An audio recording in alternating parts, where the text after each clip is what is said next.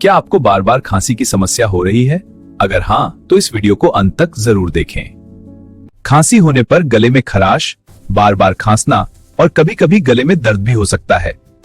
यह समस्या ठंडी चीजें खाने, धूल या मौसम बदलने की वजह से भी हो सकती है। खांसी से राहत पाने के लिए गर्म पानी पिएं, शहद और अदरक का सेवन करें और ठंडी चीजों से बचें। अगर आपको यह जानकारी अच्छी लगी हो तो वीडियो को लाइक करें, शेयर करें और मेडिकल वाला चैनल को जरूर सब्सक्राइब करें।